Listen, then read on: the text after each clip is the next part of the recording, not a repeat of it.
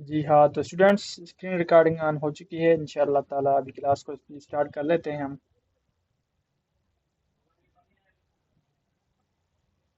तो आज की जो हमारी क्लास है वो फर्स्ट क्लास है, इंट्रो क्लास है। तो हम इसमें देखेंगे कि जो हमारा ये कोर्स है वो कैसा है, किस तरह चलेगा, उसमें क्या क्या हम पढ़ेंगे।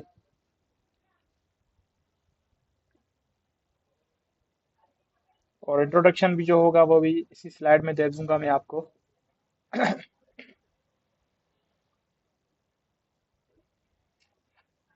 जी हाँ, तो ये फर्स्ट स्लाइड है हमारी। फ्रंट एंड कोर्स आपकी जो बैच है जुलाई 2025 की बैच है, जो कि एजुकेट सिंध के तरफ से आपको पेश की जा रही है। तो सबसे पहले हम देखेंगे कि एजुकेट सिंध क्या है। तो एजुकेट सिंध एक ऐसा प्लेटफॉर्म है जो कि शुरू हुआ था एजुकेशनल मटेरियल प्रोवाइड करते करते। जो फाउंडेशन थी वो 2020 से शुरू हुई थी। मतलब उसकी शुरुआत जो थी, उसके जो फाउंडिंग थे, जो कि मैं हूँ, इसकी शुरुआत हमने 2020 से की थी। और अभी जो है हम एजुकेशन मटेरियल के साथ साथ हम जो है यूनिवर्सिटी की गाइडेंस प्रोवाइड करते हैं एडमिशन के रिलेटेड। और उसके अलावा अभी जो है हमने 2023 से स्किल बेस्ड कोर्सेज प्रोवाइड करना भी शुरू किया है। हमने जो है BDS यूथ विंग के साथ भी कोलाबोरेशन किया था। उनके भी कोर्स हमने उनको भी प्रोवाइड किए थे, फ्री ऑफ कॉस्ट दिए थे। उसके अलावा हमने और भी कोर्स जो है फ्री ऑफ कॉस्ट दिए थे, जिसमें काफ़ी लाइव कोर्सेज थे और उसके अलावा हमने काफ़ी प्री रिकॉर्डेड भी कोर्स दिए थे। तो ये हमारी एजुकेशन का इंट्रो था। और उसके अलावा हाल ही में हमने जो है 2025 में एक डिजिटल मेला ऑर्गेनाइज किया था, जो कि वर्चुअल एक इवेंट था, जिसमें हमारे पास नामवर शख्सियात आई थी। जिसमें हमारे पास थे इंडिया से सरविकास सिंह, जो कि कोडिंग सीखो के फाउंडर हैं। अगर आप यूट्यूब पे सर्च करेंगे कोडिंग सीखो तो इनके जो है ना 100K से प्लस इसके जो है ना सब्सक्राइबर है, इसकी फॉलोइंग है। तो ये बहुत बड़े नामवर जो है कोडिंग के लिए जाने जाते हैं इंडिया में। तो ये भी आए थे। इनकी जो है वीडियो रिकॉर्डिंग्स भी हमारे यूट्यूब चैनल पे पड़ी हुई हैं। डिजिटल मेला की जो भी हाइलाइट्स हैं वो हमारे पास पड़ी हुई हैं यूट्यूब चैनल पे। और उसके अलावा महबूब शर हैं, जो कि एसईओ एक्सपर्ट हैं पाकिस्तान में, कराची से, जो कि वर्ल्ड टॉप 10 एसईओ एक्सपर्ट्स में शामिल होते हैं। और ये हमारी खुशनसीबी है कि ये कराची से हैं और ये कराची में ही काम करते हैं। उनकी जो कंपनी है, ये उनके फाउंडर और सीईओ हैं, उनका नाम है आई क्रिएटिव्स। और इनकी जो है 7 से 8 जो है इनकी ब्रांचेस भी हैं। और उसके अलावा हमारे पास आए थे इर्तिज़ा हसन, जो कि पीएम यूथ काउंसिल के मेंबर हैं और वाल ऑफ होप के भी फाउंडर हैं। अगर आप इनमें से किसी को जानते हैं तो आपको पता होगा कि ये कितनी बड़ी शख्सियत हैं, जो कि हमारे डिजिटल मेला में आई थी। और ये डिजिटल मेला ऑर्गेनाइज करवाया था एजुकेट सिंध ने। और उसके नीचे हमारे पास जो है इनके पार्टनर्स हैं, हमारे जो है डिजिटल मेला इवेंट के पार्टनर्स हैं। उनमें हमारे पास है philo mind, heart and mind वाला, स्टार्टअप सिंध है, उडार एकेडमी, मेंटोर स्पेस, जोनिटी, डिसेंट्रलाइज टेक्नोलॉजी, जिसमें हमारे पास बिटकॉइन की वगैरह से जो भी नॉलेज चाहिए होती थी स्टूडेंट्स को, तो वो सेशन रखा गया था। तो वो इन्होंने दिया था, डिसेंट्रलाइज वालों ने।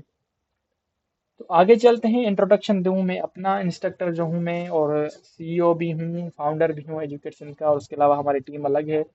तो मेरा नाम है फैज़ान अली, मैं फुल स्टैक डेवलपर हूं और वर्डप्रेस का एक्सपर्ट भी हूं। मैं वर्डप्रेस पे भी काम कर रहा हूं 2019 से। तो मैं फाउंडर हूं एजुकेशन का, और उसके अलावा मैं डेवलपर हूं बोल्ड एमसीक्यूज वर्डप्रेस के थीम का। जो वर्डप्रेस का थीम है एमसीक्यूज के रिलेटेड, मतलब जो बाकी एमसीक्यूज की तरह वेबसाइट बनती है, उसकी मैं सर्विसेज प्रोवाइड करता हूं। तो इस पे इस रिलेटेड कैटेगरी में मेरा कोई भी कॉम्पिटिटर नहीं है, तो इस वजह से मैं इसमें आगे हूँ एमसीक्यूज की कैटेगरी में। तो मैं अभी तक जो है गवर्नमेंट की वेबसाइट के साथ भी काम कर चुका हूँ। मतलब मैंने गवर्नमेंट की वेबसाइट पे भी काम किया है। ऑर्डर्स मिले हैं, मैंने उनको डिलीवर किया है। और मेरी प्रैक्टिस जो है फ्रंट एंड और बैक एंड दोनों पे है। I am currently studying at Aptech Pakistan. मैं एपटेक पाकिस्तान का एक स्टूडेंट हूँ। मेरा सेकंड ईयर चल रहा है वहाँ पे। और उसके अलावा मेरी कंप्यूटर साइंस चल रही है वर्चुअल यूनिवर्सिटी में। और उसके अलावा मैं इंस्ट्रक्टर हूँ उडार एकेडमी का, जो कि एक वर्चुअल प्लेटफॉर्म है।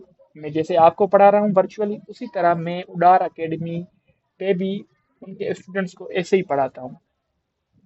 और उसके अलावा मैं हूँ गैलेक्सी टेक का भी इंस्ट्रक्टर हूँ, लेकिन फिजिकली मैं यहाँ पे दोनों पे फ्रंट एंड पढ़ाता हूँ। और वर्डप्रेस की भी बैचेस मैंने दी हैं वहाँ पे, सिर्फ और सिर्फ वर्डप्रेस, उसमें फ्रंट एंड शामिल नहीं था।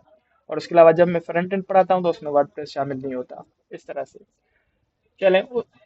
अभी कोर्स के बारे में मालूम करते हैं कि ये जो कोर्स है हमारा, जो कि हम पढ़ेंगे 1.5 माह में, तो इसमें हम क्या क्या सीखेंगे, इसमें क्या क्या चीज़ें शामिल हैं। हाँ, तो सबसे पहले आइकन्स भी लगे हुए हैं सामने, उसके अलावा यहाँ पे कुछ टेक्स्ट भी लिखा हुआ है अगर आप देखें। तो इस कोर्स में हम पढ़ेंगे HTML, CSS, बूटस्ट्रैप, जावा स्क्रिप्ट और गिटहब, जो कि हम साइट को होस्ट करने के लिए यूज़ करेंगे। तो ये चीज़ें क्या हैं, ये जो मैं नाम लेके लेते गया इतनी जल्दी, तो इनकी जो है डिस्क्रिप्शन क्या है, इनकी एक्सप्लेनेशन क्या है, और ये चीज़ें काम क्यों करती हैं, हम ये क्यों सीखते हैं, तो ये सब चीज़ें मैं आपको बताऊंगा अभी। तो नाम तो आपने सुन लिए, HTML, CSS, bootstrap, JavaScript and GitHub. यानी कि आइकन्स भी ये हैं। काफ़ी मरतबा अगर आप किसी ग्रुप्स में, कोडिंग के रिलेटेड किसी ग्रुप में ज्वाइन होते हैं, तो ये आइकन्स आपको नज़र आते रहते हैं। ठीक है। उसके अलावा मैं अभी नेक्स्ट स्लाइड पे जाता हूँ। तो HTML क्या है, तो HTML हम देखते हैं। तो HTML एक चीज़ है, मतलब HTML का फुल फॉर्म है हाइपर टेक्स्ट मार्कअप लैंग्वेज। तो ये एक लैंग्वेज है, लेकिन ये नोट करिएगा, ये प्रोग्रामिंग लैंग्वेज नहीं है, ये मार्कअप लैंग्वेज है, जो कि हमारी वेबसाइट का स्ट्रक्चर मेंटेन करती है। वेबसाइट का स्ट्रक्चर कैसे, अगर आप किसी भी वेबसाइट को ओपन करें, लाइक आपने सर्च किया गूगल पे www.google.com, ठीक है। तो google.com जैसे ही आप सर्च करेंगे ना, आपके सामने एक इंटरफेस आ जाता है कि एक ब्लैक स्क्रीन पेज होता है, उसके बीच में एक सर्च बॉक्स होता है। सर्च बॉक्स के बिल्कुल नीचे आपको कुछ लिंक्स मिल जाती हैं, प्राइवेसी पॉलिसी या आपका जो कंट्री क्या है, वो पाकिस्तान वगैरह, वो चीज़ें नीचे आती हैं। तो जो सर्च बॉक्स बीच में लगा हुआ है, या नीचे जो टेक्स्ट लगी हुई है, या ऊपर जो हमारी जीमेल की आईडी होती है उसकी डीपी शो होती है बिल्कुल ऊपर कॉर्नर पे, राइट हैंड साइड पे। तो वो चीज़ें जो स्ट्रक्चर में रखी गई हैं कि भाईजान ये डीपी यहाँ पे होनी चाहिए, ये सर्च बॉक्स बिल्कुल सेंटर में होना चाहिए, फुटर का टेक्स्ट जो है नीचे होना चाहिए, यहाँ पे लिखा होता है कॉपीराइट google.com 2025, इस तरह से कुछ टेक्स्ट होता है। तो वो चीज़ें जो जो चीज़ें जहाँ पे रखनी है, हमने वो HTML के थ्रू रखनी है। जैसे कि यहाँ पे लिखा हुआ है, HTML is the foundation of every website. मतलब HTML फाउंडेशन है हर एक वेबसाइट का, एक बुनियाद है। जो भी वेबसाइट्स काम करती हैं इस ब्राउजर्स पे जो हम यूज करते हैं, लाइक क्रोम, ओपरा, ब्रेव, एज, और जो भी ब्राउजर आप देखते हैं, उनके पीछे जो, उसमें जो भी वेबसाइट्स हम ओपन करते हैं ना, उनके पीछे HTML ही होती है। उनका जो स्ट्रक्चर डिजाइन होता है हर एक वेबसाइट का, वो HTML पे ही होता है। अभी यहाँ पे आप देखें, you will learn how to structure web page using elements and tags. Elements और टैग्स क्या है, आगे पढ़ेंगे, ठीक है। या अभी मैं बता देता हूँ कि ये यहाँ पे लिखा हुआ है create heading, paragraph, link, images, या हमने टेबल देनी है, हमने लिस्ट देनी है, हमने कहीं पे कॉन्टेक्ट अस पे फॉर्म देना है, कॉन्टेक्ट अस वाला। तो ये जो चीज़ें हैं, ये हेडिंग, पैराग्राफ, लिंक, इमेजेस, ये हम, अगर हमने चाहिए ना, हमारी वेबसाइट पे, तो हमें इनको बुलाने के लिए टैग्स लिखने पड़ते हैं, HTML के टैग्स, TAGS टैग्स। ये टैग्स क्या है, मैं आगे वाली स्लाइड में इसको डिफाइन कर दूंगा। लेकिन आप नोट करिएगा, अगर हमारी वेबसाइट पे हमने कुछ भी चाहिए होता है कि भाईजान, यहाँ पे हमारी वेबसाइट पे हेडर में लोगो चाहिए, फिर नेव बार मेन्यू चाहिए, फिर एक बटन चाहिए, उसके बाद एक हमारे पास हीरो सेक्शन जिसमें नाम और तस्वीरें होती हैं, उसके बाद नीचे जाते हैं। तो इस तरह से जो भी आपके वेबसाइट में ख्यालात आते हैं, आपके दिमाग में ख्यालात आते हैं वेबसाइट के रिलेटेड, अगर आप कोई वेबसाइट ओपन करके देखते हैं, तो जो जो चीज़ें लगी हुई है ना अपनी अपनी जगह पे, वो HTML के थ्रू लगी हुई हैं। मतलब उनके पीछे HTML के टैग्स लिखे हुए हैं। Understand semantic HTML for clean code, lay the ground work, for styling and scripting. तो इनमें से जो भी चीज़ हमें चाहिए होगी वेबसाइट पे, तो उसके लिए हमने टैग्स लिखने होते हैं, एलिमेंट्स लिखने होते हैं, जो कि HTML के मदद से हम लिखते हैं। चलें आगे मैं आपको इसको मज़ीद एक्सप्लेन कर दूंगा। तो HTML तो सिर्फ लेआउट को मेंटेन करने के लिए है ना, अभी हमने लेआउट को स्टाइल भी देना है। तो स्टाइल के लिए हम यूज करते हैं CSS, जिसका फुल फॉर्म है कास्केडिंग स्टाइल शीट। तो ये क्या होते हैं, ये शीट्स हम बनाते हैं स्टाइलिंग की, जहाँ पे हमने उनके रूल्स वगैरह डिफाइन करने होते हैं।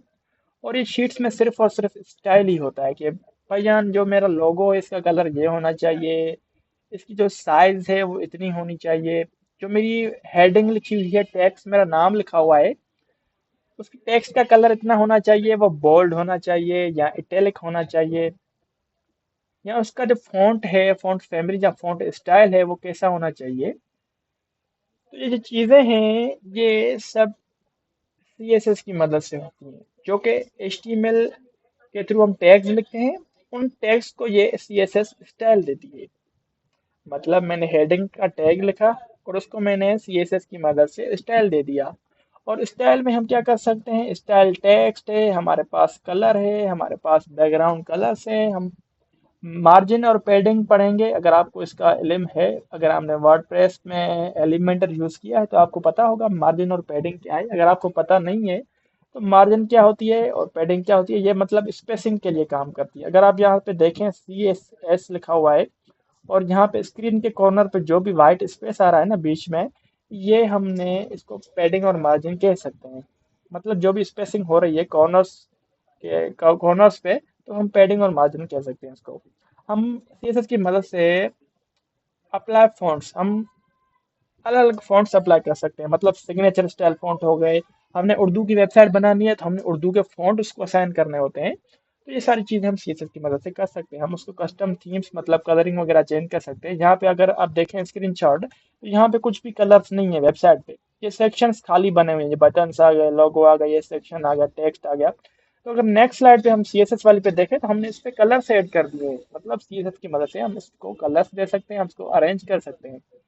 क्रिएट लेआउट्स, लेआउट्स बना सकते हैं कि भाई ये बॉक्स छोटा हो, ये बॉक्स बड़ा हो, इसके नीचे जो बॉक्स आए वो एक ही जितने हो, या ये जो है इसके बीच में स्पेस है, हम ये भी CSS की मदद से मेंटेन कर सकते हैं, मैनेज कर सकते हैं।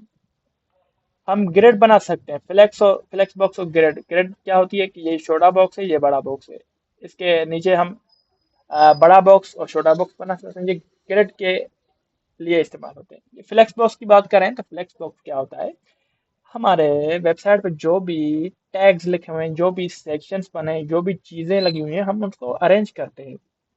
एक ही लाइन में ऐड करना हो या उनके नीचे ऐड करना हो। अगर आपने कभी एक्सेल यूज़ की है, माइक्रोसॉफ्ट एक्सेल, तो आपको पता होगा कि कॉलम्स एंड रोज क्या होती हैं। रोज होती हैं लेफ्ट टू राइट जाती हैं, कॉलम्स क्या होते हैं अप टू डाउन जाते हैं, टॉप टू बॉटम। तो ये चीज़ें हम फ्लेक्स बॉक्स की मदद से मतलब उनको अरेंज कर सकते हैं। जो भी हमारे पास लेआउट में जो भी हमने स्ट्रक्चर्स या सेमेटिक टैग्स होते हैं, एलिमेंट्स होते हैं, तो हम उनको अरेंज करते हैं। हमारी मोबाइल पे जो वेबसाइट ओपन होती है और जो PC पे ओपन होती है, उनमें भी डिफरेंस होता है काफ़ी। अगर आप कभी भी किसी वेबसाइट को लैपटॉप पे ओपन करके देखें, तो उनका जो नेविगेशन मेन्यू होता है, हेडर होता है, उनमें मेन्यूज प्रॉपर नज़र आते हैं। और जब भी हम सेम टू सेम वेबसाइट को मोबाइल पे ओपन करते हैं ना, तो वो हेडर जो है क्या होता है, एक बटन आ जाता है, 3 डॉटेड लाइन एक बटन आ जाता है, जिसको हम क्लिक करते हैं तो फिर हमारे पास साइड बार से एक मेन्यू निकल के आता है। और उसमें हमारे पास सब के सब चीज़ें, हमारे पास सेक्शंस, हमारे पास नए बार वो आ जाते हैं उसमें। तो मतलब एक ही वेबसाइट है लेकिन उसके जो नेविगेशन मेन्यू है वो चेंज हो जाते हैं डिवाइस के रेस्पॉन्स पे। अगर डिवाइस मोबाइल है तो उसका जो है अलग लेआउट आ जाए, अगर PC पे है तो अलग आ जाए, अगर LED पे है बड़ी वाली पे तो वो अलग उसका डिज़ाइन आ जाए। तो वो चीज़ें जो हम लिखते हैं CSS में स्टाइलिंग, वो हर एक स्पेसिफिक हम डिवाइस के लिए भी लिख सकते हैं कि भाई एंड्रॉयड के लिए ये हो स्टाइलिंग, LED के लिए ये हो। तो ये सारी चीज़ें हमने करनी होती है रेस्पॉन्सिव मोबाइल डिवाइस, मतलब ऑल डिवाइसेस के लिए हमने अपनी वेबसाइट को रेस्पॉन्सिव बनाना होता है। वो हम चीज़ जो है करते हैं CSS की हेल्प से, CSS की मदद से। चलो नेक्स्ट चलते हैं, हमारे पास है जावा स्क्रिप्ट। तो जावा स्क्रिप्ट जो है वेबसाइट का एक समझे ब्रेन है, एक दिमाग है। जो भी हम सोचते हैं समझते हैं अपने दिमाग से, तो वेबसाइट के लिए भी एक दिमाग है, वो है जावा स्क्रिप्ट। अगर आप कभी भी किसी भी वेबसाइट पे गए हो, वहाँ पे आपने फॉर्म फिल करने की कोशिश की हो, तो फ़ोन नंबर की जगह आपने फ़ोन नंबर में स्पेलिंग मतलब लेटर्स जो है, नंबर्स जो है आपने कम डाल दिए। जैसे आप सबमिट करते हैं तो आपको वहाँ पे एक नोटिफिकेशन आती है, वार्निंग आती है कि भाई ये आपने लिमिट एक्सक्लूड कर दी है, या उसके अलावा आपने लिमिट में जो है लेटर्स नहीं डाले, मतलब आपने कम डाले, तो फॉर्म सबमिट नहीं होता। तो वो जो चीज़ है नोटिफिकेशन देने वाली, वार्निंग देने वाली, वो चीज़ हमारे पास करती है जावास्क्रिप्ट। ये जावास्क्रिप्ट ऐसी है, मतलब जो भी कंडीशन बेसिस पे लॉजिक्स हमारी वेबसाइट पे होती हैं, तो हम उनके पीछे जावास्क्रिप्ट लिखते हैं। मतलब कैसे, अगर मैं एक टूल बना रहा हूँ, उस टूल का नाम है एज कैलकुलेटर। एज कैलकुलेटर, उसमें यूज़र आता है, अपनी एज, बर्थ ऑफ डेट डालता है, और उसके बाद एक बटन होता है क्लिक टू कैलकुलेट। इस पे जब कैसे जैसे ही क्लिक करता है तो उसकी एज जो है आ जाती है कि भाई आप कितने साल के हैं। तो जो ये चीज़ें हो गई, मतलब कैलकुलेशन परफॉर्म हो गई, जो भी मल्टीप्लिकेशन मल्टीप्लिकेशन हो गई, सब्ट्रैक्शन हो गई, एडिशन हो गई, तो ये चीज़ें जावास्क्रिप्ट की मदद से होती हैं। मतलब HTML CSS की मदद से कैलकुलेशंस नहीं होती।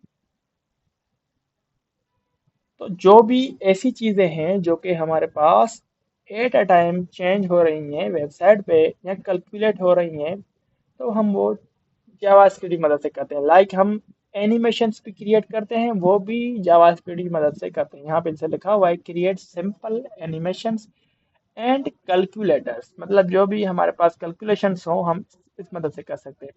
जैसे कि भाई एक फॉर्म है, वहां पे लिखा हुआ है एंटर यूर एज, ठीक है। तो अगर आप वहां पे एज डालते हैं, अगर एज जो है 18 साल से कम है, तो आपके लिए कुछ मखसूस सेक्शंस ओपन नहीं होते, ठीक है ना। वो किस तरह से मखसूस सेक्शन लॉक हो जाते हैं कि भाई आपकी एज तो जो है ना 18 से कम है। तो ये कंडीशन चेक हुई ना एक, अगर आपकी एज 18 से ज़्यादा है, तो आप जो है वो वोट भी कर सकते हैं। आप जो है अपनी CNIC को जो है अपग्रेड भी करवा सकते हैं कि भाई जो IM अंडर 18 वाला सेक्शन होता है, लिखा हुआ लाइन होती है, वो आप हटवा सकते हैं। आप ड्राइविंग लाइसेंस बनवा सकते हैं, अप्लाई कर सकते हैं। तो इस तरह से जो चीज़ें होती हैं लॉजिक बेसिस पे काम करती हैं, वो होती हैं जावास्क्रिप्ट की मदद से। अगर अभी हाल ही में प्राइम मिनिस्टर की तरफ से लैपटॉप डिस्ट्रीब्यूट किए जाने के लिए ऐलान किया गया था, यूनिवर्सिटी की तरफ से स्टूडेंट को सबमिट किया गया था। तो आप वहाँ पे फॉर्म फिल करते हैं ना SEC की वेबसाइट पे। अगर आप में से कोई स्टूडेंट है यूनिवर्सिटी का, तो आपने मेरे ख्याल से फॉर्म फिल किया होगा। तो उनकी वेबसाइट पे पहले जैसे ही हम ओपन करते हैं, तो वहाँ पे हमसे CNIC मांगा जाता है कि भाई आप अपना CNIC दें, CNIC नंबर दें। तो अभी मैं क्या किया था, मैंने वेबसाइट ओपन की थी, तो मैंने जैसे अपना CNIC डाला और उसमें एंटर किया, तो वहाँ पे एक नोटिफिकेशन लिख के आ गया कि भाई आप ऑलरेडी, आपको लैपटॉप मिल गया है, आप दोबारा इसको नहीं कर सकते अप्लाई। तो मुझे तो ये इशू आ गया, मैं समझ गया इसके पीछे लॉजिक्स लगी हुई है वेबसाइट पे, क्योंकि उन्होंने रिस्ट्रिक्शंस लगाई हुई है ना कि जिसको ऑलरेडी लैपटॉप मिल गया है उसको दूसरी मर्तबा लैपटॉप ना मिले। तो इसके पीछे भी जावास्क्रिप्ट होगी, जाहिर सी बात है। मेरा जो CNIC नंबर है उनके डेटाबेस में सेव होगा। तो जब भी कोई भी यूजर उस पे CNIC इंटर करता है, तो वो रिक्वेस्ट जाती है डेटाबेस में, और रिक्वेस्ट से जब आता है कि भाई ऑलरेडी इसको लैपटॉप मिल गया है, तो वो उसको जावास्क्रिप्ट बोलती है कि भाई आप आगे आगे नहीं जा सकते, मतलब आप आगे फॉर्म फिल कर ही नहीं सकते, क्योंकि आपको ऑलरेडी लैपटॉप मिल गया है। तो इस तरह से ये जो चीज़ें होती हैं, ये अपनी काम करती हैं जावास्क्रिप्ट की मदद से। अभी आपके सामने मेरे ये स्लाइड है, यहाँ पे एक एनिमेशन चल रही हैं, तो ये जावास्क्रिप्ट की मदद से भी बना सकते हैं। और जो है हमारे पास जावास्क्रिप्ट क्या करती है काम, हमारे काम मतलब जो हमारे एचटीएमएल का लेआउट है उसको सिंपल करने के लिए भी काम आती है। तो ये चीज़ें हम आगे पढ़ेंगे, बिल्कुल पढ़ेंगे। मजीद इनकी जो है एक्सप्लेनेशन हम आगे आगे वाली क्लासेस में पढ़ते जाएंगे। और उसके अलावा हमारे पास है दोस्तों बूट स्टेप्स। अक्सर मर्तबा जो को हम कोर्सेज करते हैं ना, उसमें ये चीज़ नहीं पढ़ाई जाती, इसको इग्नोर किया जाता है। तो बूट स्टेप है क्या? मेरे ख्याल से आप में से काफ़ी स्टूडेंट्स को भी ये इस अल्फाज की मानी खबर नहीं होगी। मतलब आप भी नए होंगे और उसको जो है क्या बोलते हैं इसको, आपको भी इसके बारे में नॉलेज नहीं होगी। काफ़ियों को होगी जो कि इस फील्ड से रिलेटेड होंगे। तो बूटस्ट्रैप जो है सीएसएस का फ्रेमवर्क है। सीएसएस क्या है, मैं आपको स्लाइड में बता के आ चुका हूँ पहले से कि सीएसएस स्टाइलिंग शीट है जो कि हमारे एचटीएमएल के लेआउट को स्टाइल करती है। तो बूटस्ट्रैप उसका फ्रेमवर्क है, मतलब उसके ऊपर चलता है। तो इसमें क्या होता है कि हमारे पास प्री डिजाइन कंपोनेंट्स होते हैं, लाइक बटन, कार्ड, नेव बार हो गया, अप्लाई रेस्पॉन्सिव ग्रिड। मतलब ये जो चीज़ें हैं हम सीएसएस की मदद से करते हैं। मतलब सीएसएस में मैंने 20 लाइन्स लिखी, 25 या 50 लाइन मैंने लिखी सीएसएस की मदद से। अगर मैं बूटस्ट्रैप यूज़ करूंगा ना, वो मेरी जो लाइन 50 थी वो अभी 10 हो जाएंगी, क्योंकि बूटस्ट्रैप हमारा काम सिंपल करता है एज ए स्टाइलिंग के व्यू में। मतलब स्टाइलिंग हमारे पास जो सीएसएस का काम है 50 लाइनों वाला, वो हमारे पास 10 लाइन में आ चुका है। तो अगर आप ये कोर्स करने के बाद अपनी पोर्टफोलियो वेबसाइट बनाएंगे, अगर आप टेम्पलेट खुद नहीं बनाते, मतलब वेबसाइट अपनी खुद नहीं बनाते, तो आप क्या करते हैं, आप गूगल पे जाके सर्च करते हैं कि हमने टेम्पलेट हमें बताओ, और उसके बाद जो है टेम्पलेट आप डाउनलोड करते हैं और उसको लगाते हैं। तो उसमें से काफ़ी जो टेम्पलेट्स होते हैं वो बूट स्टेप पे ही बने होते हैं। क्योंकि बूट स्टेप हमारा काम आसान करती है। जहाँ पे हम 100 लाइनों का कोड लिखते हैं सीएसएस में, स्टाइलिंग के लॉजिक्स लिखते हैं, मतलब उनके रूल्स लिखते हैं, प्रॉपर्टीज वैल्यूज लिखते हैं, तो सीएसएस हमारे यहाँ पे काम आसान कर देती है। तो ये भी हम चीज़ें पढ़ेंगे, इसको कैसे इंक्लूड किया जाता है। और एक मज़े की भी बात बताऊं कि जो भी क्लाइंट हमें वेबसाइट ऑर्डर देता है कि भाई ये आप वेबसाइट्स बना के दें, तो जो उनका एडमिन पैनल होता है ना, एडमिन पैनल, वो हम खुद नहीं बनाते। एडमिन पैनल वो हम बूटस्ट्रैप का टेम्पलेट डाउनलोड करते हैं, और उसके अलावा हम टेम्पलेट को डाउनलोड करके फिर हम उस साइट में यूज़ करते हैं। क्लाइंट को हम जो वेबसाइट बना के देते हैं उसका जो फ्रंट एंड होता है, फ्रंट व्यू होता है, वो हम यूनिक रखते हैं। यहाँ क्लाइंट हमें फिग्मा की लिंक प्रोवाइड करता है कि भाई यूआई जो वेबसाइट का हो इस तरह से हो। या एडोब एक्सटी में वो हमें लेआउट बना के देता है, जहाँ पे ये कलर यूज़ करना है, यहाँ पे ये फॉन्ट यूज़ करना है, ये चीज़ें यूज़ करनी है। तो उसके अलावा जो एडमिन बॉक्स होता है, एडमिन पैनल होता है, एडमिन साइड होती है, वो हम टेम्पलेट्स डाउनलोड करते हैं। मतलब प्री बिल्ट थिंग्स हमारे पास होती हैं कि डाउनलोड करके हमने लगा दिया, और एडमिन को हम बता दिया कि भाई एडमिन, अगर आपने अपनी वेबसाइट में कोई प्रोडक्ट ऐड करना है, तो आप यहाँ पे जाके ऐड प्रोडक्ट पे क्लिक करेंगे तो आपके पास आ जाएगा। आपने सिर्फ और सिर्फ फॉर्म फिल करना होता है। फॉर्म में क्या होता है कि प्रोडक्ट का नाम दिया, प्रोडक्ट की प्राइस दी, प्रोडक्ट की इमेज दे दी, उसके बाद कैटेगरी सिलेक्ट कर दी, प्रोडक्ट किस कैटेगरी का है, उसके बाद सबमिट कर दिया। तो एडमिन पैनल का जो लेआउट होता है वो हम अक्सर जो है क्या करते हैं, हम डाउनलोड करते हैं गूगल से, क्योंकि इस पर कोई लिमिट नहीं होती। अगर क्लाइंट आपको बोलता है कि जो एडमिन साइड का लेआउट है, साइड है, वेबसाइट है, डिज़ाइन है, वो भी हमने कस्टम बनवानी है अपने हिसाब से।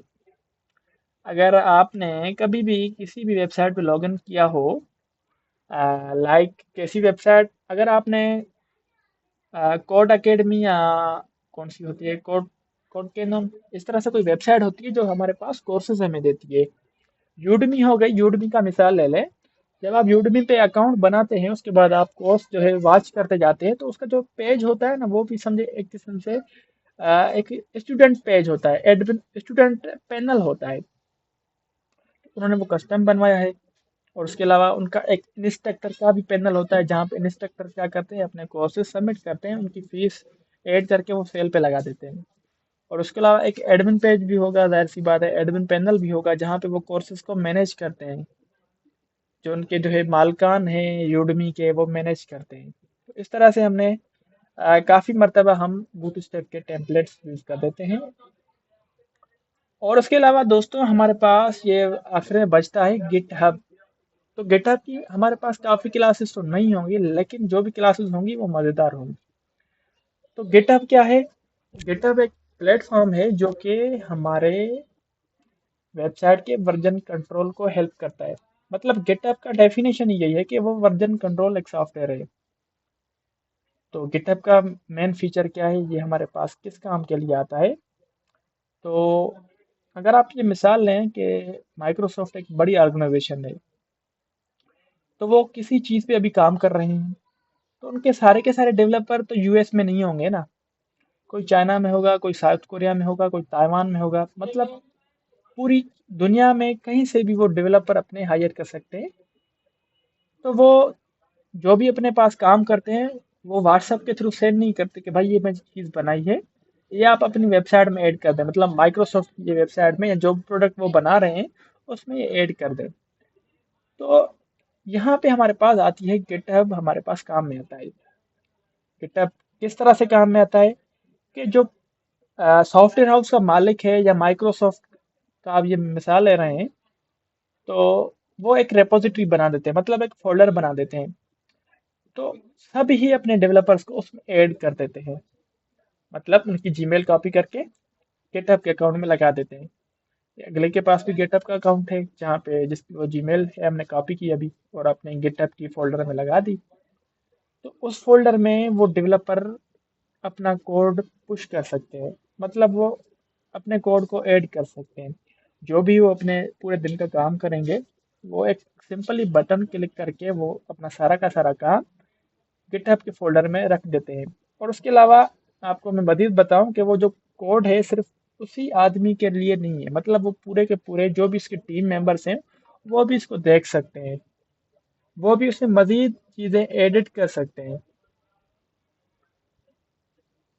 तो गिटहब के और भी काम हैं, मतलब हमारा वो कोड को क्या करता है, कंट्रीब्यूशन लेवल पे काम करता है। मतलब मैं एक सॉफ्टवेयर हाउस का ओनर हूँ, ठीक है? मैं सॉफ्टवेयर हाउस का ओनर हूँ, तो मेरे पास जो भी प्रोडक्ट आएंगे तो मेरे टीम मेंबर्स उस पर भी काम करेंगे। तो सभी जो भी हमारे पास होंगे डेवलपर्स, वो एक ही प्लेटफॉर्म पे, एक ही वेबसाइट पे काम कर सकते हैं with the help of GitHub. जो भी मैं एडिट करूँगा, सामने वाले डेवलपर्स के पास आ जाता है चेंजेस, और जो वो एडिट करते हैं वो मेरे पास आ जाता है। तो इससे क्या होता है, हम कॉन्फ्लिक्ट नहीं करते। और उसके अलावा हमारे पास क्या होता है कि गिटहब पेजेस होते हैं, जहाँ पे हम जो है अपनी पोर्टफोलियो वेबसाइट फ्री में होस्ट कर सकते हैं। जैसे कि हमारे पास जो भी वेबसाइट होती है, उनके पीछे सर्वर और डोमेन होती है। सर्वर क्या होता है? सर्वर एक ऐसा कंप्यूटर होता है जो कि 24 घंटे चलता रहता है, और उसमें इंटरनेट भी लगी होती है। और जो हमारी वेबसाइट होती है वहाँ पे होस्ट होती है, और वहाँ से ऑपरेट होती है। तो हम अपनी स्टैटिक साइट गिटहब पे होस्ट कर सकते हैं। स्टैटिक साइट से मुराद क्या होती है? स्टैटिक साइट से मुराद ये होती है जिसके पीछे कोई भी डेटाबेस ना हो। मतलब उसमें जो भी चीज़ें हमने एडिट करनी है, उसको हम जो है कोड के थ्रू एडिट कर सकते हैं।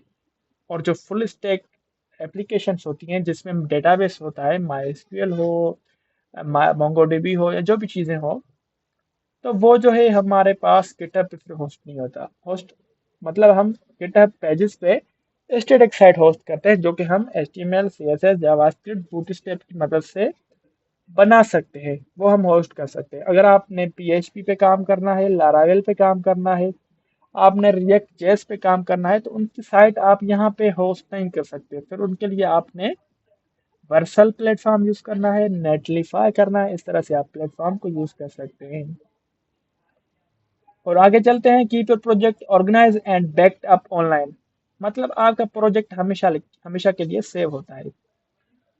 अभी चलते हैं अंडरस्टैंडिंग HTML मार्कअप।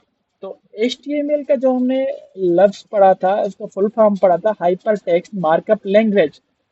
तो HTML मार्कअप लैंग्वेज है, HTML प्रोग्रामिंग लैंग्वेज नहीं है। प्रोग्रामिंग लैंग्वेज का मतलब क्या होता है कि जो कैलकुलेशंस परफॉर्म करें, लाइक जावास्क्रिप्ट वो एक प्रोग्रामिंग लैंग्वेज है, like Python, react JS, next JS, इस तरह से। तो HTML मार्कअप लैंग्वेज है जो कि markup is a way to mark content so the browser knows how to display it। ठीक है, तो इसका एक बेसिक स्ट्रक्चर होता है, टैग्स का स्ट्रक्चर जो मैंने आपको पहले बताया ना कि टैग्स होते हैं, तो इसका टैग्स का लिखने का स्ट्रक्चर होता है। तो इस तरह से स्ट्रक्चर है, यहाँ पे लिखा हुआ है लेस देन की साइन, टैग का नाम और ग्रेटर देन की साइन। और जो भी कंटेंट हमने यूजर की साइड शो करना है, वेबसाइट पे शो करना है, तो हम उसको यहाँ पे लिखते हैं बीच में, मतलब ग्रेटर देन की साइन के बाद, और उसके बाद हम फिर लिखते हैं लेस देन की साइन और एक स्लैश ऐड करते हैं। स्लैश ऐड करने के बाद हम यहाँ पे टैग का नाम लिखते हैं, फिर से वही जो यहाँ पे हमने लिखा स्टार्टिंग में, और हमने ग्रेटर देन की साइन ऐड करनी है। तो हमारे पास एक एग्जाम्पल भी है यहाँ पे। एग्जाम्पल में लिखा हुआ है greater less than P, greater than, this is paragraph, और उसके अलावा स्लैश पी और ग्रेटर देन। तो ये पी टैग जो है ना हमारे पास HTML में ये पैराग्राफ लिखने के लिए काम आता है। तो इसको भी मैं एग्जांपल करके आपको दिखाऊंगा अभी। यहाँ पे लिखा हुआ है tags are enclosed in angle brackets, less than, greater than and the most comes in pairs. मतलब ये पेयर है ना, ये ओपनिंग टैग है, ये क्लोजिंग टैग है। ओपनिंग टैग और क्लोजिंग टैग में आपको डिफरेंस मालूम हो जाएगा, सिर्फ और सिर्फ इसमें स्लैश लगी हुई है। क्लोजिंग टैग में हमने स्लैश ऐड करनी होती है, बाकी ये सेम होते हैं। टैग्स एक्सप्लेन यहाँ पे लिखा हुआ है कि भाई ये जो है H1 हेलो वर्ड, और यहाँ पे H1 क्लोजिंग। H1 जो है ये ओपनिंग टैग है, यहाँ पे लिखा हुआ है, और हेलो वर्ड जो है इसका कंटेंट है जो हमने वेबसाइट पे शो करना है। ये जो कोडिंग H1 H2 या ग्रेटर देन की साइन, लेस देन की साइन ना, ये वेबसाइट पे शो नहीं होती, ये सिर्फ डेवलपर के लिए होती है। जब हम जैसे ही इसको साइट को होस्ट करते हैं, जो चीज़ें हाइड हो जाती है, जो कंटेंट बीच में लिखा होता है ना, यही सिर्फ विजिबल होता है। टुगेदर डिस्कार्ड एन एलिमेंट, मतलब ये जो भी चीज़ें थी, ओपनिंग टैग, कंटेंट और उसके अलावा क्लोजिंग टैग, ये सारी मिलके एक HTML का एलिमेंट बनाती हैं। और ये क्लोजिंग टैग भी आप देख सकते हैं, लेस देन की साइन, स्लैश H1, और ये हमारे पास आ गया ग्रेटर देन की साइन। चलें आगे चलते हैं, CSS का भी थोड़ा देख लें, फिर हम जो है प्रैक्टिकल की तरफ जाएंगे, प्रैक्टिकल चीज़ें देखेंगे। हाँ जी दोस्तों, तो CSS is used to style HTML elements. Elements क्या हैं? तो ये चीज़ें आपको मैंने बताई, HTML ओपनिंग क्लोजिंग कंटेंट, ये थे एलिमेंट, और इसको एलिमेंट को स्टाइल करने के लिए हम यूज करते हैं CSS। तो it uses a rule based syntax made up of selectors and declarations। तो ये चीज़ें CSS को जो लिखने के लिए हमने सबसे पहले सिलेक्टर देना होता है कि भाई हमने किस चीज़ को स्टाइल देना है। तो उसका सिंटैक्स ये है, सिलेक्टर का नाम यहाँ पे देते हैं, फिर कर्ली ब्रैकेट्स देते हैं इस तरह से, जिसका जो फेस है राइट तरफ, राइट साइड होता है। प्रॉपर्टी देते हैं, डबल डॉट्स, मतलब ये हमारे पास आते हैं, कॉलन, वैल्यू, और सेमी कॉलन जिसको हम टर्मिनेटर बोलते हैं कोडिंग लैंग्वेज में, कोडिंग की ज़बान में। और उसके बाद हमने कर्ली ब्रैकेट्स को इस तरह से ऑफ कर देना होता है। इस सिलेक्टर का काम हो गया ख़त्म। मतलब अभी एग्जाम्पल देखते हैं हम। एग्जाम्पल में क्या लिखा हुआ है, H1 कर्ली ब्रैकेट्स। तो H1 में सवेरे हमने क्या देखा था, H1 में लिखा हुआ था हेलो वर्ल्ड। तो यहाँ पे हम आके देखें तो H1 को हमने कलर दिया है ब्लू, फॉन्ट साइज दिए हमने 24 px पिक्सेस। अगर आपने कभी फोटोशॉप यूज़ किया हो तो आपको पता होगा कि px क्या होते हैं, इंच क्या होता है, मिलीमीटर क्या होता है, सेंटीमीटर क्या होता है, ये साइजेस होती हैं, यूनिट्स होते हैं। तो इस तरह से हमने इसको फिर से कर्ली ब्रैकेट को क्लोज करना होता है। यहाँ पे हम एक्सप्लेन पे जाते हैं, देखते हैं H1 इज अ सिलेक्टर मतलब H1 को स्टाइल देना है ना, तो H1 हमारे पास हो गया सिलेक्टर, मतलब इसकी जगह जो सिलेक्टर लिखा हुआ है यहाँ पे हम H1 देते हैं, जैसा कि मैंने यहाँ पे आपको दिखाया। H1 सिलेक्टर हो गया है। H1 सिलेक्टर कैसे है? H1 तो टैग का नाम है ना, तो हमारे पास सिलेक्टर के कुछ क्या होते हैं, एग्जाम होते हैं। Global selector, tag selector, class selector, ID selector. जी, हम आगे जब पढ़ेंगे ना तो हम सारे के सारे चीज़ों को देखते जाएंगे। तो H1 हमारे पास हो गया सिलेक्टर, उसके बाद होते हैं brackets, declaration block, wrap, wraps जिसको बोलते हैं, ये होते हैं हमारे पास। डिक्लेरेशन ब्लॉक मतलब जो भी काम हमने करना है इसके अंदर करना है सीएसएस में।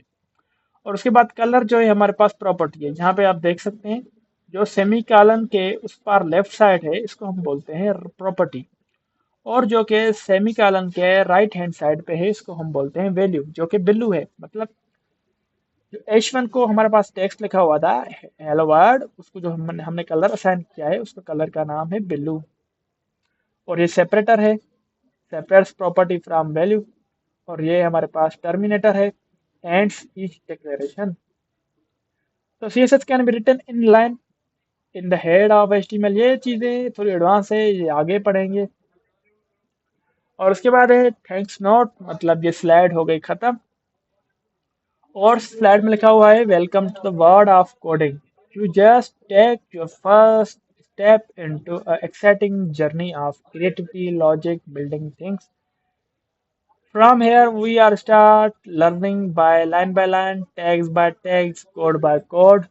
Get ready for amazing website and bring you ideas to life.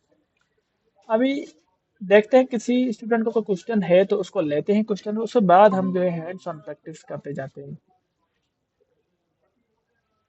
Hand raise करिएगा अगर किसी को भी कोई क्वेश्चन है, तो मैं इसको एक्सप्लेन कर दूं, उसके बाद जो है हम हैंड्स ऑन प्रैक्टिस पे जाते हैं। जी मोहम्मद शयान, आप पूछ सकते हैं माइक ओपन करके।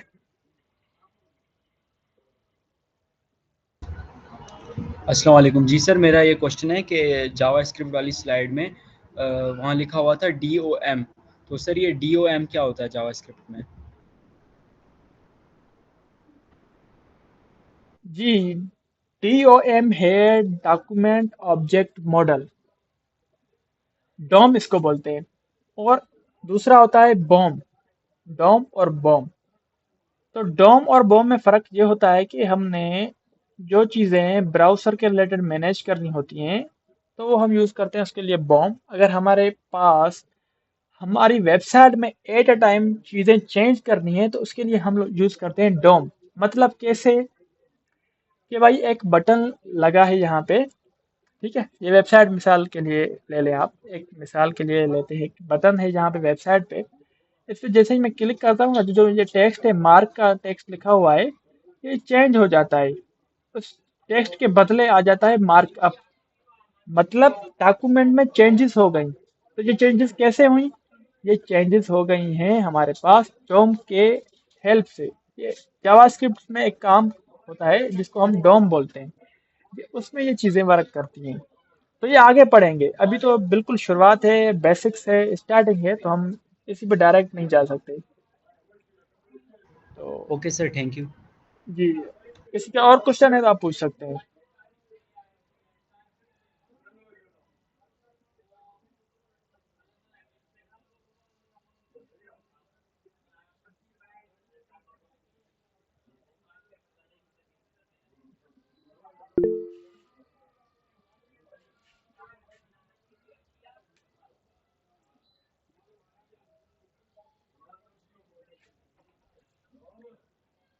जी जी, आप अपनी माइक ओपन करके पूछ सकते हैं असदुल्ला।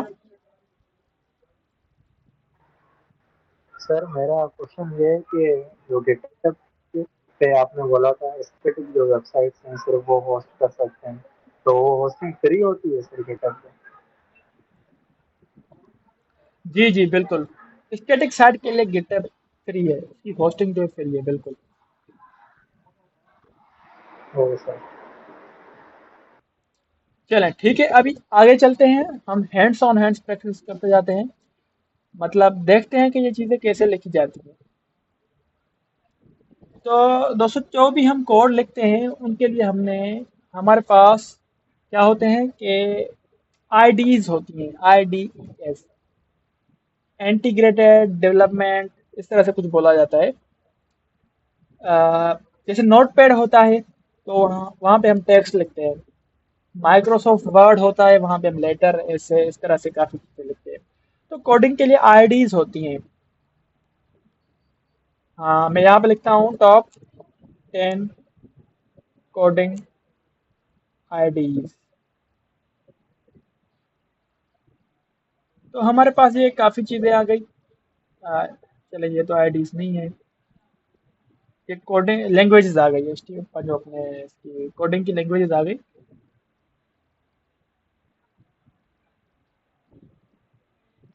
तो सबसे जो है हमारे पास फेमस जो है आईडी है, वो है हमारे पास VS कोड। यहाँ पे आप देखें लिस्ट आ गई है हमारे पास, IDES, इंटीग्रेटेड डेवलपमेंट एनवायरनमेंट, इसका जो फुल फॉर्म ये है। तो यहाँ पे हमारे पास सबसे मशहूर फेमस जो आईडी है, माइक्रोसॉफ्ट की जानिब से दी गई है, बनाई गई है, वो है VS कोड। यहाँ पे हम कोड लिखते हैं। और उसके अलावा हमारे पास है, दूसरी है पेकम है, उसके बाद इंटेल जे है, उसके अलावा सबलाइम टेक्स्ट एडिटर है, नोटपैड प्लस प्लस है। मतलब काफ़ी आईडीज है। लेकिन एटम एटम जी ये भी है हमारे पास, एटम भी है, ये भी मशहूर आईडी है। तो अभी तो कोडिंग, मतलब कोडिंग क्या बोलते हैं अपने एआई वाली आईडीज भी हमारे पास आ गई हैं, जिसको कर्सर बोला जाता है। उसके अलावा कौन सा है आईडी, विंड सर्फ है। वो भी आईडीज हैं, लेकिन उनमें अंदर एआई बिल्ट है। जो भी हम उसको टास्क बोलते हैं, वो फाइल बनाते भी हैं, उसको एडिट भी करते हैं। मतलब वो सारी की सारी चीज़ें विद इन कोड बेस में अंदर करते हैं। जो हमारे पास इन्वायरमेंट है, जहाँ पे हम वेबसाइट या कोड लिखते हैं, तो वो चीज़ें हैं। तो हमारा जो कोर्स है, ये कोर्स हमारा चलेगा VS कोड पे। ठीक है दोस्तों। तो VS कोड जो है हम नेक्स्ट क्लास में डाउनलोड करेंगे। लेकिन अभी मैं एक ऑनलाइन वेबसाइट पे जाता हूँ, जो कि हमारे पास हमारे हमारे लिए हेल्प करती है, हम हमारे कोड को लिखने में। तो अगर आप चाहें तो आप भी सर्च कर सकते हैं गूगल पे, HTML CSS JS कंपाइलर, इस तरह से काफ़ी आ जाती है। ये देखिए ना, ये सारी की सारी जो है ये आरडीज है। तो मैं इसी वेबसाइट को ओपन करता हूँ, जो टॉप पे आ गई है, one compiler. Open new tab, इसको ओपन किया तो थोड़ा वेट करते हैं जब तक ये ओपन हो जाए। जी दोस्तों, तो ये हमारे पास कुछ प्री डिफाइंड यहाँ पे कोड लिखा हुआ है। मैं इसको थोड़ा जूम कर लूँ।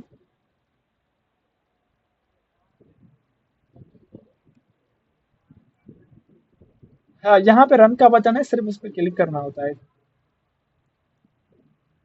ठीक है, यहाँ पे हेलो वर्ल्ड लिखा हुआ है, ये हेलो वर्ल्ड आ चुका है यहाँ पे। ठीक है दोस्तों। तो ये टाइम जो चल रहा है ना, ये टाइम चल रहा है जावास्क्रिप्ट की मदद से।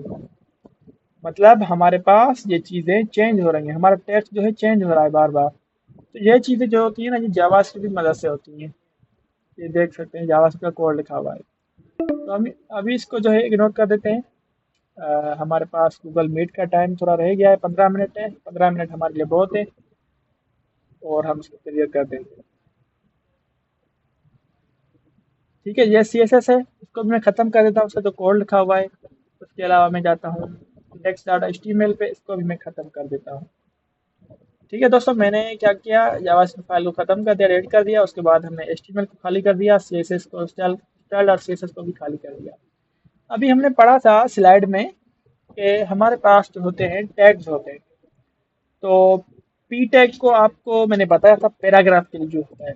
तो लिखने के लिए सिंटेक्स जो है लेस देन की साइन, उस टैग का नाम, और हम क्या करते हैं, ग्रेटर देन की साइन दे देते हैं। और जैसे ही ये हम इस टैग को लिखना कंप्लीट कर देते हैं, तो ये हमारे पास ऑटोमेटिकली क्लोजिंग टैग भी आ जाता है। ये कैसे आ गया, ये जो वन कंपाइलर की वेबसाइट है ना, ये हमको हेल्प करती है इस चीज़ को, बाय डिफ़ॉल्ट क्लोजिंग कर देती है। अगर हम VS कोड पे होते ना, वो भी ऐसे ही करता। जैसे मैं इस टैग को लिखता है, ओपनिंग टैग को, तो ये बाय डिफॉल्ट इसको क्लोजिंग टैग भी बना देता है, क्योंकि ये हमारा काम आसान कर रहा है। वैसे हम बैठते खुद इसको क्लोज कर देते तो वो भी हम कर सकते, लेकिन इन्होंने हमारा काम आसान कर दिया। और यहाँ पे हम क्या कर सकते हैं, पैराग्राफ लिख सकते हैं। दिस इज, सॉरी एक मिनट दीजिएगा, मैं गलत जगह पे लिखना शुरू कर दिया। तो ये ओपनिंग टैग और ये क्लोजिंग टैग, इसके बीच में जो भी कंटेंट है वो हमने यहाँ पे लिखना होता है। तो कंटेंट लिखने के लिए इसके बीच में आते हैं और यहाँ पे हम लिखना शुरू कर देते हैं। यहाँ पे हमने जो भी पैराग्राफ ऐड करना है, हमारी वेबसाइट पे जो भी चीज़ें हमने एज अ पैराग्राफ में शो करनी है, उसके लिए हम पी टैग यूज करेंगे और यहाँ पे हम लिखना शुरू कर देंगे दिस इज पैराग्राफ। या जो भी हमने यहाँ पे टेक्स्ट लिखना है ना, वो हम यहाँ पे लिख सकते हैं। अभी मैं यहाँ पे रन पे क्लिक कर देता हूँ, तो आप यहाँ पे देख सकेंगे दिस इज पैराग्राफ लिखा हुआ है। और उसके अलावा हमने एक दूसरा भी टैग पढ़ा था, उसका नाम था h1 टैग। और जैसे ही मैं इसको एंटर करूंगा ना h1 लिख के, सॉरी एक मिनट दीजिएगा, यहाँ पे मैं VS कोड समझ के काम कर रहा था। h1 एंटर, चले काम नहीं कर रहा, तो हम क्या करते हैं, मैन्युअली टाइप कर देते हैं। अगर VS कोड होता तो हम सिर्फ h1 लिखते, क्लोजिंग भी आ जाती, ओपनिंग भी आ जाती, सारी की सारी चीज़ें टैग्स जो है ऑटोमेटिकली आ जाते हैं। तो h1 जो टैग है ना, हम यूज़ करते हैं हेडिंग के लिए। दिस इज फैजान हेयर, ठीक है, यहाँ पे मैंने रन कर दिया इसको। तो ये जो हेडिंग टैग है ना, ये इसकी साइज जो होती है ना थोड़ी बड़ी होती है पैराग्राफ से, क्योंकि ऐसा नाम ही हेडिंग टैग है ना, तो हेडिंग टैग होगा ही बड़ा। और जो ये टैग्स मैंने दो आपको बता दिए, लिखने का सिंटैक्स भी यही है, ओपनिंग टैग हो गया, क्लोजिंग टैग हो गया, और उसके बीच में जो भी हमारे पास कंटेंट होगा वो यहाँ पे आ जाता है। अब नीचे जाते हैं, टैग्स के मतलब कितने टाइप्स होते हैं, टैग्स कितने होते हैं, तो टैग्स तो बहुत ज़्यादा होते हैं। जो हम जिस पर हम काम करते हैं, हम वो टैग यूज करते हैं उसी वक्त। तो अगर हम चाहें तो हमारे पास एक h2 का टैग है, जो कि h1 से उसका जो टेक्स्ट होता है, आउटपुट होता है, वो थोड़ा छोटा आता है। मैं यहाँ पे लिखता हूँ हेडिंग 2, ठीक है, मैं यहाँ पे इसको रन कर देता हूँ, ये आ गया हेडिंग 2। ये इससे छोटा है, इसकी जो फॉन्ट साइज है वो इससे छोटी है। तो h1 भी लिख दिया, h2 भी लिख दिया। ये कितने टैग्स होते हैं, मतलब ये कितने टाइप के टैग्स होते हैं, कहाँ तक जाते हैं, तो एच हेडिंग वाले जो टैग होते हैं ना, वो h6 तक जाते हैं, ठीक है। h6 के बाद इसकी कोई भी हेडिंग का टैग नहीं है। यहाँ पे अगर मैं देखूँ h6 के h3, h4, h5, h6 यहाँ तक जाते हैं, उसके बाद नहीं जाते, ठीक है। मैंने कर दिया और यहाँ पे मैंने इसको कर दिया रन। जैसे ही रन कर दिया तो ये रनिंग हो रही है, जैसे कंपाइल हो जाएगी तो हमारे पास इसका जो है आउटपुट आ जाएगा। यह है हेडिंग 6, जो कि पैराग्राफ से भी छोटी है, ठीक है ना दोस्तों, ये पैराग्राफ से भी छोटी होती है h6। और पैराग्राफ में हम जो है मजीद लाइन लिख सकते हैं, जो भी हमें चाहे वो हम लिख सकते हैं इसमें। पैराग्राफ का एक ही जो है किस्म होता है, एक ही टाइप होती है, तो इसमें ऐसा नहीं होता कि P1 हो P2 हो, नहीं, इस तरह से नहीं होता। पैराग्राफ एक ही होता है बस। और हमारे पास दूसरे होते हैं इमेज के लिए। हाँ, इमेज हमने अगर वेबसाइट में इमेज ऐड करनी है तो वो भी हमारे पास होते हैं, लेकिन इमेज के लिए थोड़ा हमने एडवांस जाना होगा, तो हम वो आगे पढ़ेंगे, क्योंकि डेडमा पूरा पड़ा हुआ है हमारे पास। तो ये तो मैंने HTML की आपको चीज़ें बता दी, HTML के टैग्स बता दिए। लेकिन अभी मैं चलता हूँ CSS पे। तो CSS का जो टैब है यहाँ पे, ये बिल्कुल एक साथ ही। तो अगर मैं जाऊँ यहाँ पे लिखूँ सिलेक्टर H1 सिलेक्टर है, और मैंने इसको क्या कर दिया कि मैंने इसको जो है ये हमने दे दी इसकी ब्रैकेट्स, डिक्लेरेशन ब्लॉक जिसको बोला जाता है। अभी मैं यहाँ पे आऊँगा, एक मैंने यहाँ पे ऐड करनी है प्रॉपर्टी कलर, और हमने देनी है कॉलन, और सेमी कॉलन ऑटोमेटिकली आ गई। अभी मैं यहाँ पे दूंगा इसको ब्लू। तो ये चीज़ यहाँ पे वर्क क्यों नहीं कर रही दोस्तों? ये इसलिए वर्क नहीं कर रही क्योंकि CSS जो है लिंक नहीं है HTML से। HTML से लिंक करने के लिए हमने क्या करना होता है? हमने इसकी जो है URL जहाँ जहाँ पे ये CSS की स्टाइल पड़ी हुई है उसको हमने लिंक कॉपी करके यहाँ पे ऐड करनी रहती है। ये चीज़ें कैसे होती हैं? तो मैं आपको यहाँ पे ले चलता हूँ W3 try try it yourself एक हमारे पास क्या होता है जैसे कि मैंने वन कंपाइलर की वेबसाइट ओपन की थी जहाँ पे मैं कोड लिख सकता हूँ वहाँ पे W3 स्कूल पे भी हमारे पास जे सेम टू सेम चीज़ें होती हैं। तो लिंक करना तो हम अभी नहीं सीखेंगे क्योंकि जाहिर सी बात है ये बिल्कुल एडवांस नहीं जाना ना, बेसिक से जाना है। तो यहाँ पे मैं अभी एक जुगाड़ लगा के आपको ये चीज़ें ऐड दिखाता हूँ। मतलब ये हेडिंग लिखी हुई है H1, तो मैं क्या करूँगा, जो हमारे पास जुगाड़ है मैं जुगाड़ इस्तेमाल कर लेता हूँ। तो यहाँ पे जो है ना क्लोजिंग टैग ऑटोमेटिकली नहीं होता, यहाँ पे हर एक चीज़ मैन्युअली करनी होती है इस W3 स्कूल वाली जो कंपाइलर है वहाँ पे। तो ठीक है, मैंने यहाँ पे स्टाइल लिख दिया है दोस्तों। अभी मैं इसको इसके अंदर जाते यहाँ पे H1 को सिलेक्ट कर लेता हूँ। यहाँ पे मैंने इसको दे दिया ब्रैकेट्स। ब्रैकेट्स के अंदर हमने प्रॉपर्टी देनी है पहले। प्रॉपर्टी क्या है मेरे पास, एक कलर। कलर के बाद हमने दी सेमी कॉलन कॉलन, और उसके बाद मैं क्या करूँगा, यहाँ पे वैल्यू डालूंगा ब्लू। ये हो गई हमारे पास दोस्तों ब्लू ब्लू कलर की। तो ये थी आज की क्लास। इंशाल्लाह मज़ीद क्लास जो है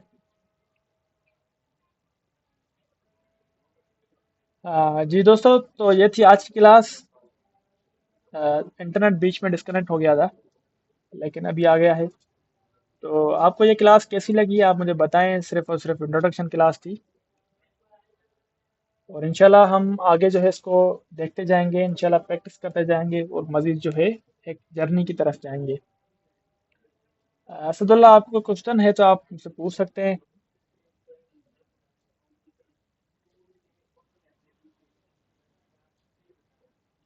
आप अपनी माइक ओपन करके मुझसे क्वेश्चन पूछ सकते हैं। नहीं सर, कोई क्वेश्चन नहीं है। चलें फिर ठीक है, मिलते हैं अपना जो है नेक्स्ट क्लास में। और लॉगिन ओके। डिटेल्स आपको मिल गई हैं LMS की।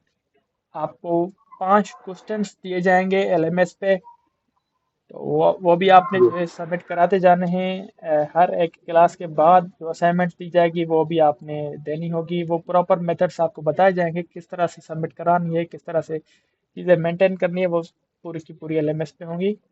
तो इंशाल्लाह मिलते हैं स्टूडेंट्स नेक्स्ट क्लास में। और कोई भी क्वेश्चन होगा तो आप मुझे जो है व्हाट्सएप पे मैसेज कर देंगे तो मैं वहाँ पे आपको बता दूंगा। तो रिकॉर्डिंग आपकी मैं क्लोज कर देता हूँ, ये आपकी अपलोड होगी LMS पे। तो इंशाल्लाह मिलते हैं स्टूडेंट्स नेक्स्ट क्लास में। अल्लाह हाफिज़।